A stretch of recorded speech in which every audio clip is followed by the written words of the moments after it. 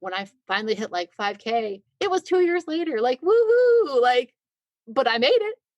Hey, hey, my feel good friends. Have I got a treat for you this week? We are chatting with my podcast producer, Emily Porter. She is a wonderful human being, and we chat all about entrepreneurship and how you can show up online in the most real way. It's so funny. I brought her onto the podcast thinking we were going to talk all about podcasting, right? Which will be a future episode, I promise. But instead, our conversation kind of went straight into the how can you show up in the most real way possible as an entrepreneur and grow a following of the people who actually want to support you. It was a really, really wonderful conversation. I can't wait to share Emily with you. And so I hope you enjoy. Let's dive in.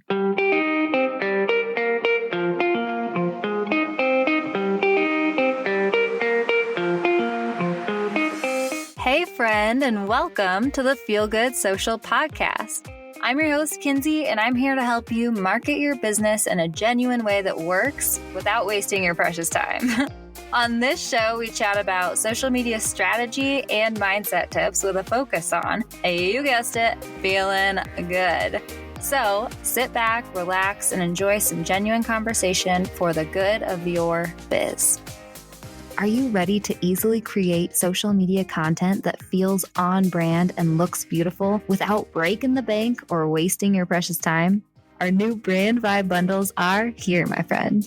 These digital bundles will give you everything you need to easily show up on social media with cohesive content that feels like your brand. You simply have to choose the bundle that best fits your brand's vibe, and you'll be on your way to posting with ease. Check them out at feelgoodsocial.com/brandvibebundles. Each of our differently branded bundles includes 80 plus customizable Canva social media templates, 6 Lightroom presets for easy one-click photo editing, 30 in-depth social post prompts, plus a guide to your brand vibe with a description of your vibe's personality, power words, and additional suggested color palettes, font pairings, and graphic elements. I know these bundles are exactly what you've been looking for to finally show up consistently and cohesively on Instagram for your brand without breaking the bank or wasting your precious time. Just head to feelgoodsocial.com/brandvibebundles and you'll find all the information there. Hi, Emily. Thank you so much for joining us, lady. I'm so excited to share you on the show. Hi, thanks for having me. Yes. Well, I did already introduce you a little bit in the intro, but I'd love to hear from you. Who are you? What do you do? And who do you serve? So I'm Emily. I am a podcast producer. I'm yours, to be exact, and a few other people's, but I do the production side of people's podcasts, and I try to stay on the back side of things so no one sees me. I know. I think it's so funny. What drew you to becoming a podcast producer since you're not necessarily interested in hosting your own show or anything like that? Yeah. So I am actually a military spouse. And so I had worked in healthcare for about 10 years, and we had moved for my husband's job. And we realized that working wasn't going to be something that at the time that was going to be good for us. And so I delved into the world of the online world and online business. And I started out doing VA work and slowly realized that it wasn't really for me. And someone had asked me to help edit podcast, and I started doing it. And I was like, this is much more my style than trying to do VA work and trying to do all the, social media and the administrative task. I liked being able to have my creativity. I use that in quotations because some people be like, oh, it's not creative, but I am not artsy. I'm not craftsy, but this is taking the pieces and parts of a podcast and putting it together so that you don't even know that it, something was cut out or that there was some weird noise in the background. That's my enjoyment. Mm-hmm. Taking those things and making it sound good without anyone knowing that anything was done to it. Yeah. Oh man, I love this. And I geek out with you so much about this too, because I think we chatted about this before. I actually really did enjoy editing my episodes, but it was just one of those things that it took me way too much time. And then also I think that there's something to be said about editing your own episodes. I feel like if I edited someone else's episodes for their podcast, I wouldn't be quite as like finicky and like spend 20 minutes trying to get like this breath to sound more natural. There's something about like doing it for yourself versus just handing it off to someone and being like, okay, you take this and make it good. Yes, I would agree completely, because the couple of episodes I have edited of myself, and when I do this one, I'll probably be the same way. There is a thing, and I never remember what it's called, but it's like when you hear your own voice, like some people hate the sound of their own voice. So like even editing it, it's like nails on a chalkboard. Like that's what it makes me think of, like, because you're like, I can't stand the sound. Mm-hmm. But I mean, I'm the same way, because if it's yourself, you're like, I want it to be perfect and I want it to sound a certain way. And sometimes that just doesn't happen. So like, usually if it's, when you can hand it off and it's like, they have a discerning ear, but it's not like the same as you critiquing yourself. I think it does make it a lot easier and a lot faster to get through it, because they're going to be like, yes, I can cut this out. No, this isn't going to make sense if I keep trying to cut it out. It doesn't matter how many times I cut it here or here. It's still going to sound a little off. So it's just like, and you just have to accept that it will sound as good as it can get at some point. Oh yeah. I think that we're all our own worst critics for sure. And it's exactly what you said. It's like, there are so many things that like I will hear that no one else would really notice. You know what I mean? And so it's so nice to have someone objective being like, oh no, like this is great. No one's going to notice that, Kins, like it's fine. And also for me, just like being able to kind of like send it off to you and trust you to like get it right and do the thing. And I, don't even really re-listen to my episodes as much even more. And it's just like, nice, because I'm just like, okay, like you're good, Kins. Put yourself out in the world. Nobody's perfect, and you trust Emily to take out all the weird, breathy things that I do. Yes, I think it is. It is so hard to like when it's yourself, and you want to listen to it again, and you're like, oh no, I could have done this or I could have done that, and it's like at some point, good is good enough, but it's so hard when it's yourself, because like guilty is charged here. Same with me, like. I have been slacking on my social media lately, but like when I would post pictures, I'd be like, oh, this picture is terrible. Like, but I'm not into like, I know I should be more into branding photos, but I'm like, it's not me. It's not who I am in real life. Like what you see is what you get. I don't wear makeup. I wear sweats most every day.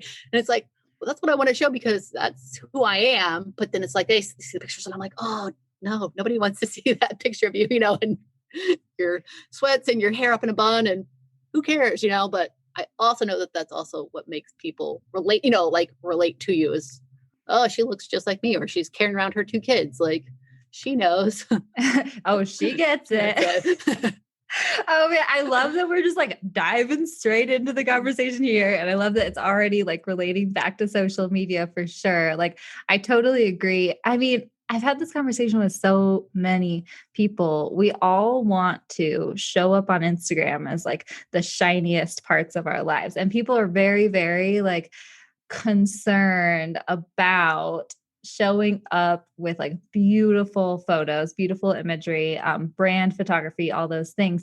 And while I think that like it's important to show up consistently, like as you and as your brand, and kind of in this cohesive way where the messaging aligns with your imagery and stuff like that. Like, I don't think that professional photos are like super, super necessary, especially in the beginning, right? And especially for social media. Like that's expensive, And if you want to get brand photography done for your website, awesome. For pamphlets that you're going to print out, wonderful. And do you want to also post those photos to social media?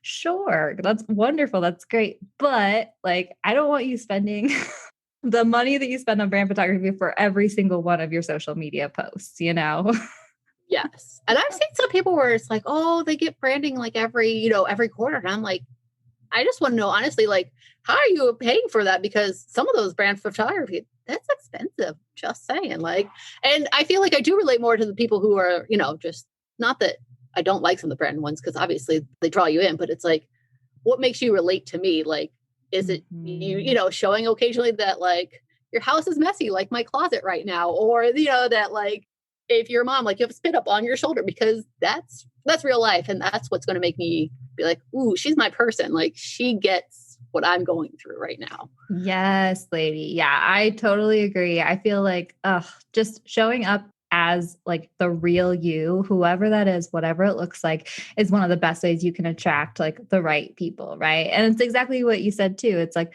who is my ideal audience? Who do I want to attract? Who do I want to work with right now? And for you, and like, this is probably one of the reasons that we we really connected and stuff. Cause I'm like one of those real people too, like, got like my laundry on my bed right now for sure and all that stuff. And I think that too, it might be one of those kind of like finding the sweet middle, right? Like there's nothing wrong with showing up with beautiful imagery and brand photography, or, taking photos and slapping the same Lightroom preset on it and stuff like that. But at the same time, it's like, showing the behind the scenes. And that's where Instagram stories can be really helpful too. Yes. If you're like, have this photo that you're like, this is hilarious, I'd love to share it, but like, it's not, it's like kind of blurry. It's kind of gross. Like, share the Instagram stories, see if people respond to it. Do you use Instagram stories a lot? I've been slacking. Like I said, I had to take a mental break from social media because I'd been posting like at least 2 to 3 times a week for, like 2 years consistently. And all of a sudden I kind of hit a point and the mental exhaustion kind of got to me. Yeah. So I will freely admit that I've been slacking of late. But I know I usually had been, and I try to show up like, once in the morning, kind of in the middle of the day and at night, just to kind of show like, this is my day, which is usually the same every day. It's hanging out with my kids, working when they're napping and trying to get work done when they're, sleeping at night. Like that's real life for me right now. So yeah, I was going to say, I love that too, because even if we're showing up kind of in the same thing again and again every day. I mean, that's all of us in the world right now. And I don't know if you've related to this at all, but, especially throughout 2020 with the COVID times and staying at home and all that stuff, like it can get kind of lonely. I think this happens with like solopreneurship anyway and working from home anyway, right? But like showing up and seeing people's just like kind of quote unquote boring parts of their day, just like the same thing over and over. It makes me feel like good and like a friend is in the room with me or something like that. Yes. Do you feel that way? Yes. Or that like they understand like the boredom right now because you couldn't go out and do anything during lockdown. You're like, look at these 4 walls I'm staring at yet again today. Yeah, exactly. And I love that you give yourself permission to take a break and stuff like that too. Cause I think that maybe we should shift the thought process from like, I'm slacking on my social media right now to I'm taking a breather. Yes. Because I think that's totally allowed. And it's something that so many people get caught up with when it comes to showing up on social media. Like, I believe consistency is key over a good amount of time, right? Just like showing up again and again. But, if you miss a week, if you miss a day, whatever it is, like, don't feel like everything is ruined, right? We're allowed to, be aware of our mental state when it comes to using the platform and realize like when we need a break. And I think that break helps you to rejuvenate so that you can come back even like more energetic and more joyful afterwards, right? Yes, completely agree. Because I'm like, okay, I'm getting back into the mental space now where I'm like, okay, let me start to, I'm going to start posting in. I'm like, I think I'm just going to wait till March. I already realized like I only got, the end of this week, so it's fine. But I'm like, I've actually started to have more ideas again on what I could talk about. And I don't feel like, what am I going to talk about this week? Or what am I going to talk about? I need to post. What should I post? Should I just pull something, from my catalog of past ones, which don't get me wrong, I'm all for repurposing some content. But, sometimes it's like, I want to put something fresh out there, but it's like, what do you say when you're, so I think the break has given me at least topics that I would like to talk about. So I think it's nice. It's actually been a good thing for me to kind of come back. And I realized like some people are like, we haven't seen you in a while. Are you okay? And I was like, yeah, I just needed a break, which made me appreciate that. I'm like, well, at least people were paying attention when I was here. Like, yeah, I was going to say, wow, that's so awesome. Cause like, usually I feel like we're just being slapped in the face with so much content, right? And we're all like the stars of our own lives. And so if people come to me and they're like, I'm afraid like I haven't posted in a month. And like, should I like apologize to my people for showing up again? And I'm like, I love you so much. And like, I'm sending you like all the love and I'm paying attention to you. I am, but like nobody else is. It's okay. Just show up again. It's fine. Or you just do a reintroduction and be like, hey guys, I had to take a mental break or, something happened. Like I'm back. What's up? like, do a little reintroduction. Yeah. I love the, like, when people do, like, the on Fridays or whatever, then they'll give you, fun facts about themselves or whatever. Sometimes I enjoy those more than like post about, business, because I'm like, oh, you like to drink beer over wine? That's me. Like, I'm not a wine drinker. Like, I enjoy when people post weird things that sometimes I'm like, you're my people. Like, Yeah, I know exactly. Like the quirky things about you make you like the most relatable to people. And also like, it's that whole thing of like, if someone relates to you on like that quirky, weird level, like they will love you even more than like, everyone out there is like a wine drinker, or like for a while, there's like every coach online seemed to be talking about like champagne and like all that stuff. And I'm like, champagne gives me a stomachache. Like, no, yes. give me like some whiskey or like, a beer, like a Colorado micro brew, Okay. Yeah. Okay. Yes. Before we go any further, I do want to take a little sidetrack and chat about your experience in Hawaii, because that's where you live. And you moved there during the time of COVID, which I just think was so interesting, right? Like right when it hit about. So like why did you guys decide to move to Hawaii, I guess, in the first place? So we weren't given a choice. My husband's, he is a helicopter pilot for the Army. And so this is where our next move was assigned after he graduated from flight school. And so we moved here in August. So we've been here about a little over 6 months, going on 7 months. But when we got here, everything was in a like 2-week, you had to do a mandatory 2-week quarantine. So we were confined to our hotel room the whole entire time for those 2 weeks. So imagine 4 people in a little hotel room with nowhere to go except for a little balcony. It became a lot. Man. You're like, I love you, but please just go away. So, you're hiding in the bathrooms just to get a moment of quiet, like that kind of stuff. And then when we got out, and then the next day, the state went back into lockdown. So for the next month, there was no like eating out. Everything was takeout orders, pickup, like everything was shut down. So all we were allowed to do was walk, or you could go to the beach, but you weren't allowed to sit on the beach unless you were a single person. So you had to be in the water the whole time. So we hung out in the water a lot, but those were about the only things we were allowed to do. So it was interesting for a while.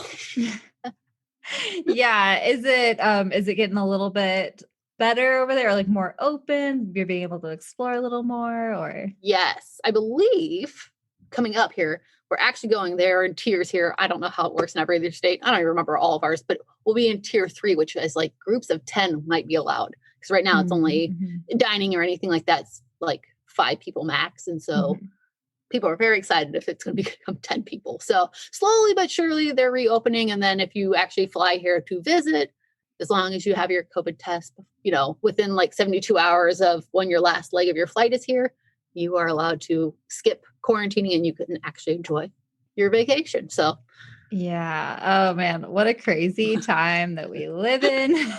yes. And I couldn't imagine moving during that time. Do you feel like you've kind of always been adventurous per se, or do you think that's something like the moving over and over, you've had to adjust to that? I want to say yes, a little bit, only because like when I graduated college, I was like, oh, I could do, because I was a respiratory therapist. So like you could travel like nursing, and I was like, oh, maybe I'll do traveling, and I did move to Virginia for a little bit. And then I moved back to Ohio because I miss my people. And then I stayed there for, like the next 6 years. And then when my husband, we got married, we were actually supposed to go to Korea.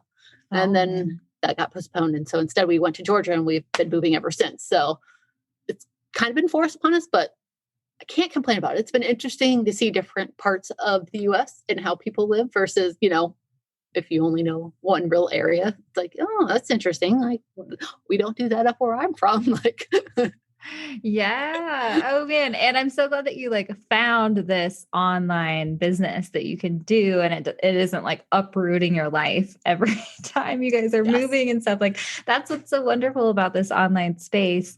And I would love to chat with you a little bit more. In the beginning, you mentioned how you started out kind of trying to do VA work and all the things. And then it took a while for you to figure out, oh, wait, I want to hone in on podcast producing. This is where, I really shine. This is what I love.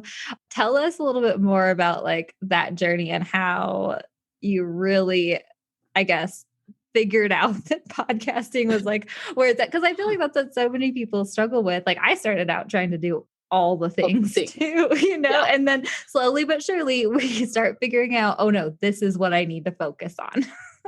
Yes. So I had kind of been looking before because we knew we were going to be moving and I knew I was going to be quitting my job. So I kind of started looking because I was just like, I don't think I can just be only a stay-at-home mom. And I give all the props to any mom who is a stay-at-home mom because it is hard, hard, hard. So, but I was like, I think I need something. And so I was home for a couple months and I was like, oh my God, I love my kid, but I need something for myself.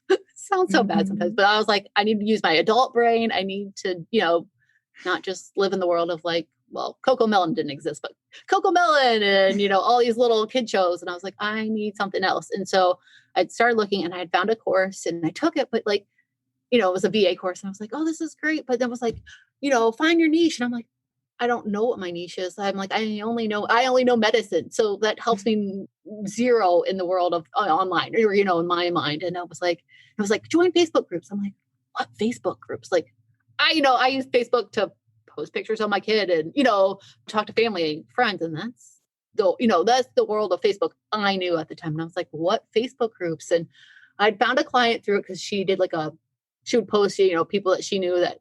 So I'd gotten one and I was like, oh, this isn't bad. I can do it. It was just like updating in Canva, like new graphics and posting, so it was really easy. And I was like, oh, this isn't bad. I can do this like in some spare time.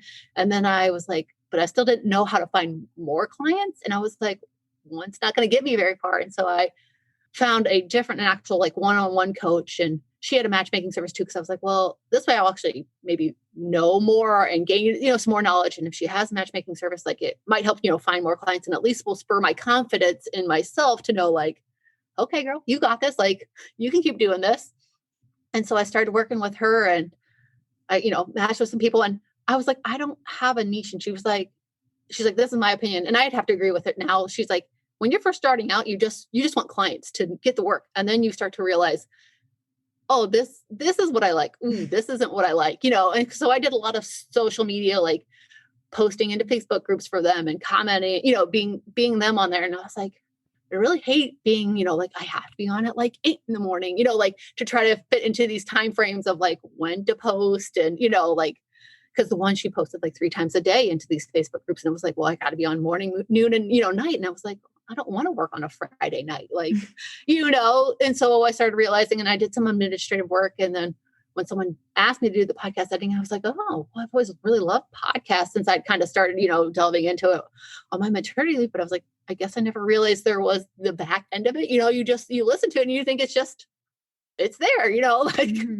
just like anything else. And so I started doing it and I was like, oh, this is really nice because I was like, I like the creativity, like I said, for me, where it was like, moving pieces and parts and not having people know it. But at the same time, I'm like, oh, I can work on this, whenever, as long as it's before it's supposed to go out.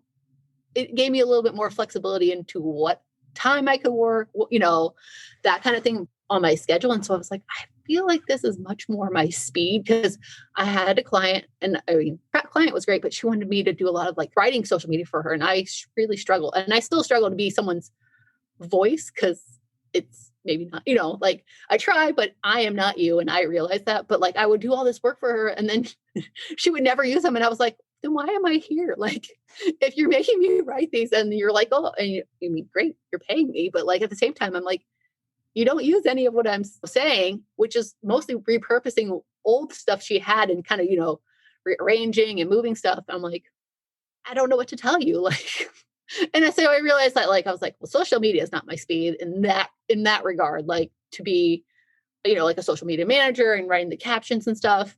So, and I was like, I really just like the moving parts of this and, pulling that, like clip the audiogram from it and being like, ooh, like this is something I want to listen to, and that kind of stuff. And I was like, I think this is where I want to go. So I started to really focus in on that then instead of trying to be a generalist. I was like, let's just focus in on this one thing. And that's really worked out on me growing my business then. Yeah. But it took time. Exactly. It always, oh man, 2 things popped up for me there. Firstly, I love what you said about like, I've never really thought of it that way. Like me being a social media manager, I'll try to write content from the voice of my clients. I'll try to like kind of encapsulate, embody them, you know what I mean? And bring their spirit into what I produce. But for you, you are kind of embodying the ideal audience member, right? The ideal listener. And you're like, oh, what would they notice? Okay, that's a big breath. Take that out. But then also like the audiogram clips that you create. It's like, well, what in this episode was the most interesting to me as their like ideal listener? Oh, wow. I'm just like geeking out over here, like that flip kind of like perspectives and stuff. Cause I just, you know me, I'm like a strategy nerd and all that stuff. So I think that that's so fun. But I also love what you said too about it took time and you tried a lot of things, but like you kind of had to go through that process of like figuring out, okay, like let me show up and do this. Okay, this isn't exactly for me. How can I make this work for me? Because I think that a lot of times I think that there's lessons that we can learn in business from other people or like mistakes that we can learn from that other people make that then we don't have to make. But I also think that a lot of business is just realizing that you're going to have to do a lot of stuff that's wrong and figure it out, make a lot of mistakes. It's going to be messy at first, but like those mistakes are how you really hone in and like create the process. I was chatting about this with my business coach when it comes to hiring and stuff, and my mindset coach, because you know, you're kind of my first main team member. I'm also hiring a content repurposer. We're working together right now. I know. Woo! But like I was kind of nervous to like hire, you know, I was like, I don't really know how to be the best boss quite yet, how to manage a team quite yet in the best way for everyone. And my mindset coach was like, you just got to do it. You got to start now because a year from now, you're going to be so much better, Kins, and just like realize it's going to be messy at first, but it's going to be okay. And so I think that can be applied to so much in business though. You know what I mean? Like, just having to take that messy action and realizing, like accepting it's going to be messy, but like, that's what has to happen in order for you to like really hone in on what's right, you know? Yes. I think it's just, realizing that you have to take the action. But I also think like, or this was for me, like you start to follow people on Instagram because you're just like, okay, especially when you're starting out and you're like, and you do kind of get, I felt a little, down because it'd be like, oh, in 3 months, I went from 0 to like 5K or 10K. And I'm like, I made like $400 this month. Like, woohoo! Like, and I was so proud of myself. And then you see that and it's kind of like that kick when you're down, like you're so hyped. And then you see these people, you're like, wait, is there something I'm missing? And I just think that people are always so excited to share their like huge wins. And don't get me wrong, there are the people that obviously go from, 0 to 60 in no time flat. But for most people, it is a very slow and steady like journey. And just, and especially depending on what your circumstances are. You still working a 9 to 5 and you're trying to squeeze this in on, like your nights and your weekends. And, not everybody's schedule and timeframes look the same. So like when I finally hit like 5K, it was 2 years later, like, woohoo, like, but I made it in my own time, so I just think it's sometimes the online world is deceiving because you just see all the pretty ones, but they also don't tell you their failures or, this setback that they had, or, they realized like I started doing this, but you know what? I realized that really wasn't for me. And I've had to completely pivot my business. And then they make it sound like, oh, I pivoted my business and I'm now suddenly making this, but they don't tell you the, struggle of like the 6-month indecision. Do I pivot? Do I not pivot? Like, this is going so well. Like, I just think sometimes we see the highlights and not the actual struggles of what people go through to get to where they are. Totally. I know. Totally. Instagram is a highlight reel. And, like we all do it too. It's scary to share the struggle. And it's also scary to share the quote unquote failures or, not really living up to like the person that you want to be quite yet and all those things. But it's all happening, and like literally, I don't think I've seen every business that I've been able to work with intimately and see the back end of it. Like, I don't think that there's one fully like put together, like not messy business. At least for people who haven't been in business for like at least, 10 years or something, right? Yes. It's like, it takes time, and like, that's just what has to happen, and it just takes time to figure it out. And so I'm so glad that you brought that up, because for sure, I mean, I should probably, get better at sharing kind of like those messy wins for sure. And I think that too, it's not even about like sharing the struggle. I mean, a lot of us don't share that struggle like as much as we probably should, just to like keep everything in, like give ourselves reality checks.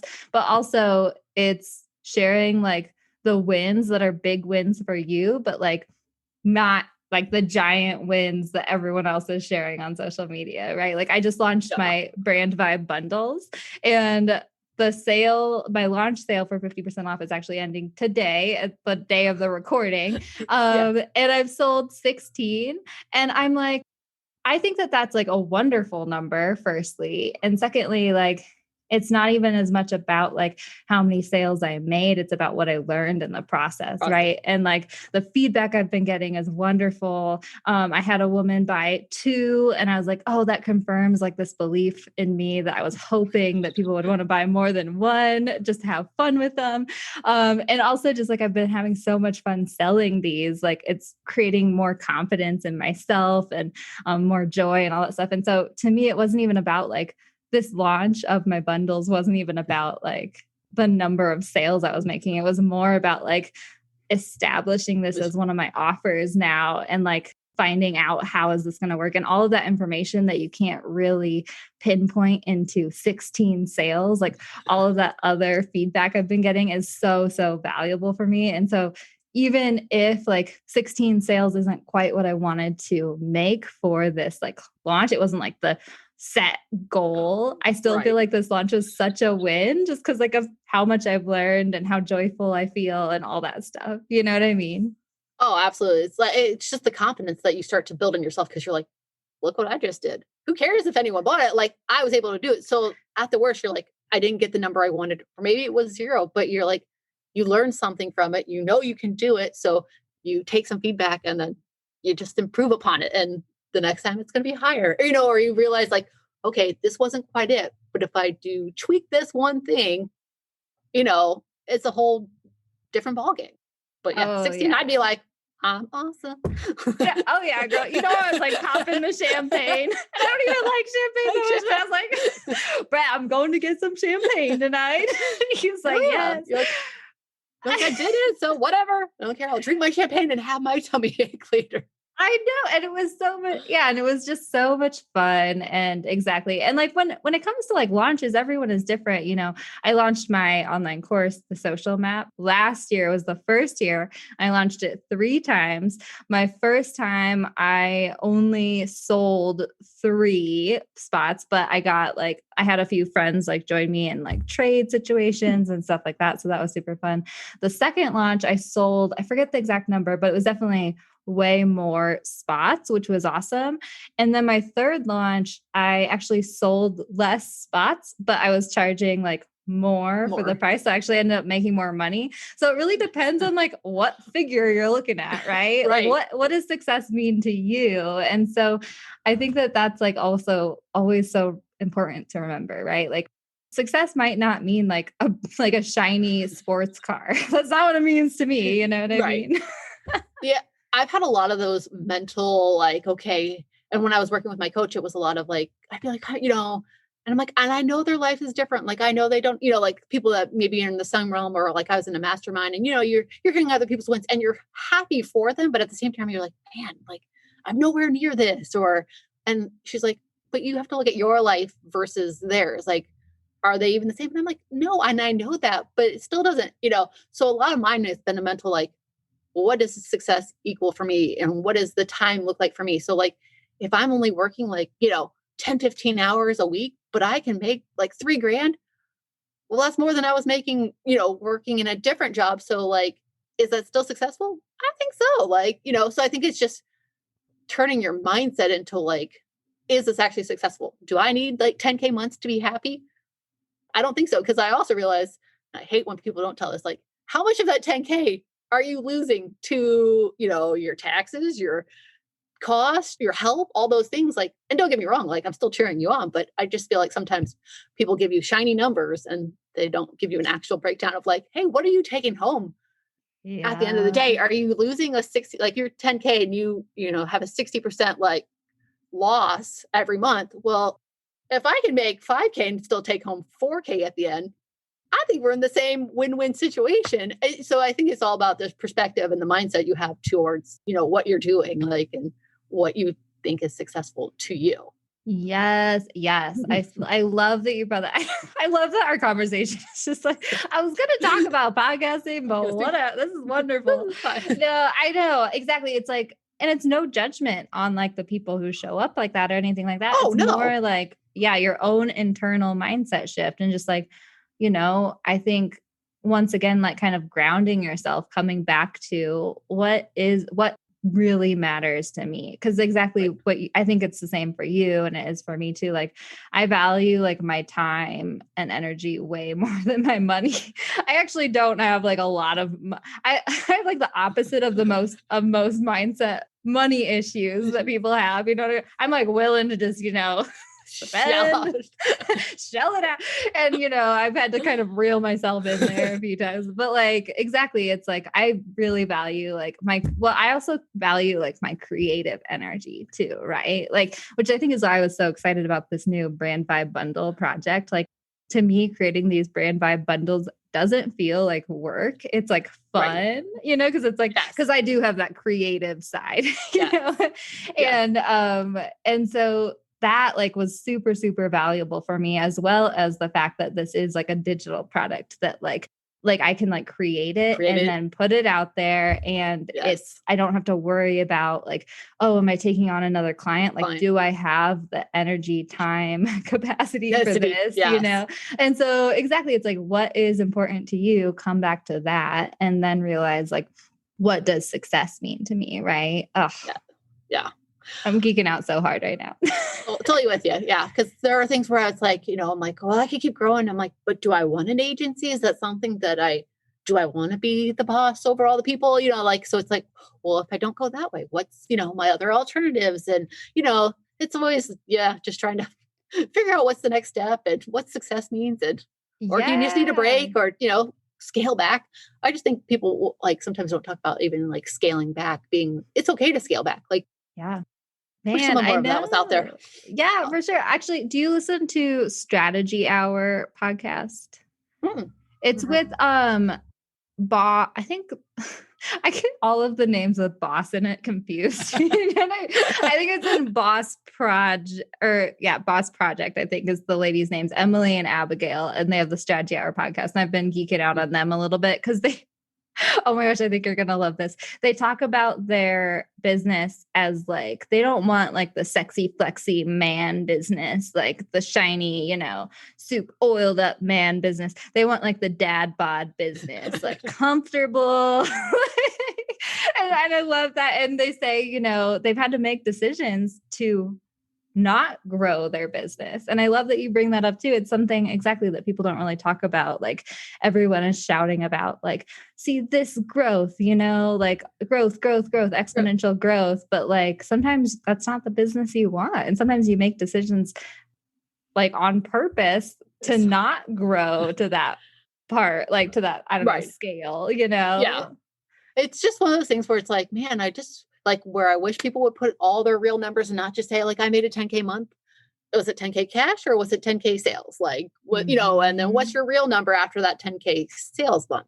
I just wish people would also talk about like, I had took on too many clients and I realized I got to scale back because this isn't where I wanted to go, or I want to spend more time with my family and it's taking away from this. Like, I just wish people maybe said more of that. I know it's hard to say. I'm not saying that it will be easy for me to say it either, but I'm just, it'd be nice to see some of those things out there. Yeah, for sure. And you're inspiring me right now. Emily, I'm like, okay, gonna create this post next week, this post. Because exactly, like I've been dealing with that too, where it's like, oh man, like all of a sudden my client roster is full and it's like having to make that tough decision of like, setting a limit to the number of clients that I can take on and all that stuff. And oh man, yeah, it's also one of those things too. It's like, you wish people would talk about that more so, like the actual profit that they're making versus revenue and these issues with like not being able to take on as many clients and stuff. But also what I'm hearing, which is so fun, is like that's one of those really great ways to like differentiate yourself, right? So like I'm thinking in my head, I want to start posting more about that because I want to attract, because I feel the same way. And I also want to like speak to those people who feel like you know what I mean? And so it's okay if like, you start to talk about like your profit in that way, or, for example, or if you just keep throwing out those shiny revenue numbers, like, but that just kind of differentiates you. And like, that's the difference between the audiences that you're attracting and serving. You know what I'm trying to say? Oh yeah, no, I think so many people, it's so ingrained in us in social media. Like people are like, you got to show the shiny numbers and the shiny accolades because that's what's going to get people to want to work with you. And yes, I'm not saying it doesn't, because I mean, I read something and I was like, oh, you made a 20. How'd you do that? Like, maybe I need to start following you and I'll, but sometimes then you hear all the stories of people who, they hired a coach and then they gave them some basically, cookie cutter plan that had nothing to, like they're like, I could have bought that for $500 instead of spending $2,000 a month to work with you, so are the numbers what's really going to get you the result you want? So I just think sometimes it is more of somebody you can actually relate to and be like, oh, like to me, like if you're saying you're spending out the real numbers and you're like, okay, like I made $7,000 in cash this month, but I had 15,000 in sales, and you're like, oh man, she only took home half of what she, made. Mm-hmm. It's nice. It's like, well, where'd the money go? And I just feel like, yeah, sometimes it's just people don't share that. And so it's like, who do you want to connect yourself with? Yeah, the numbers are, those, I did it in 3 months. I went from 0 to, 100K cash, which I really want to know those people because I really am genuinely interested in how they did it. Like, do not get me wrong, but sometimes, I'm like, or are you sending out those cold messages that still I get? I'm like, people, I've never met you before. Please don't invite me to your Facebook group. I don't know you. I don't know you. At least have a conversation with me before you, think I should join your, 5-day challenge that I don't know what it's about. Like, oh yeah. And yeah, I know what you mean for sure. I've started blocking the bots. Like, not if I think that they're real people, I'll give someone a response like, thanks for the info or whatever it is, but if I think it's like a robot account, I've like blocked all of them. Oh yeah. I'm like, Instagram, get rid of these accounts. We don't want them on here anymore. Yes. Where it's like, oh, you're telling me to go follow somebody else's. Those are the ones that I laugh where they're like, oh, go follow my friend, whoever. And you're like, why are you doing this for your friend? Yeah, and then it's like, you go look and it's like, oh, you got one follower. Okay. I see now. Okay. Gotcha. Block. Okay. Oh man, I love where our conversation has gone, Emily. And I did kind of want to ask you about podcasting, but I feel like we'll just have to bring you on the show again. Yes, because we could talk a whole different conversation about podcast and social media, because it is, it's a great way to use it, and it's a whole different conversation. Oh man, I know. I could talk to you forever. Okay, well, let's maybe, end it with what is your favorite way to maybe, use social media to promote your podcast and stuff like that. That's a good little teaser of the next episode that we do. I do love sharing the behind the scenes on the stories and showing things that I would maybe sometimes clip out, and people are like, oh, I've never noticed. Like I'll show like mouth clicks and people are like, now I'm going to always hear those. And I'm like, you're welcome. I don't know if that's a good thing or not, but like, you're welcome. Or just show like, these are all the cuts I made in a 30-minute episode. And people are like, there's how many? And it's like, yes. Sometimes just a little bit of editing goes a long way in making it just a little bit smoother. So I love to just show people that there is a way to do it and make it still sound good and not have anyone know that, they were there. So I like to just share that on stories because it's the easiest way to feel like see the because it's fun and interesting. And I love that, like, that can be applied to like anyone's business, right? Like, okay, for the brand vibe bundle project that I've been working on this for like 2 months. It's been an idea in my head for like a year. Right. And just one of the funnest things has been just like sharing behind the scenes of my process. Like, oh, look at how like all of these templates are coming together. Oh, look at this new, preset that I've created and yada, yada. And people love kind of seeing that, like the behind the scenes stuff come together. And yet at the same time, it's like putting a little, nugget in their head, a little reminder saying, wait, Kinsey is like creating these bundles. Wait, Kinsey, like, what is Kinsey doing? It's like interesting, right? And so it's kind of like such a fun way of connecting with your people and making your content more interesting and relatable, but also, promoting yourself still in a way. And so I love behind the scenes so much. Yes. Yeah. Yeah. Oh, baby. I love it. Okay. Last little question that I like to ask people. What is your favorite piece of advice to give new entrepreneurs? Don't give up. I know it sounds simple, but like there are so many times where you're just going to be like, I'm going to call it a day. I'm going to fold the laptop and just not come back. Just keep going. It will eventually work itself out to whatever you're meant to do, whatever it's supposed to be happening. You will eventually figure it out. Just keep going. Yes, that is such a good one. Especially, exactly. It's like, I think that like the number one cause of a failed business is like not continuing, is stopping, right? It's like every single like giant entrepreneur that I've like followed their story and stuff, like they have that story of failure, but like having to restart, falling all the way down to rock bottom and getting back up and continuing to do, continuing to take action and stuff. And so that's like so important. That's the only way. That's the key to success right there. You hit the nail on the head, lady. Oh, I love that. Emily, will you please tell everyone where they can connect with you, find out more about you? Because I know that they'll want to do that. Yes. So if you want to reach me, please just hit me up on Instagram because it's about the only social media I really use frequently. You can reach me at emily.s as in Suzanne .porter and I'll be there. Yay. Okay. And the links will be in the show notes because Emily's writing them. Yes. So thank you so much for joining us, lady. I've so enjoyed chatting with you. Thank you for having me. How wonderful was Emily, you guys? I truly enjoy this woman. She is such a lifesaver for me every week as she edits my podcast episodes. And I hope that you enjoyed a little sneak peek behind the scenes of both of our businesses and just the message that we're spreading about how you can show up in the best way for you and attract the people you want to attract as an entrepreneur. I hope you have a wonderful week, my friends, and I will catch you next time I catch you. Thanks so much for listening, my friend. For show notes and a whole lot of other awesome freebies, visit feelgoodsocial.com. Simply go to feelgoodsocial.com for all the goods.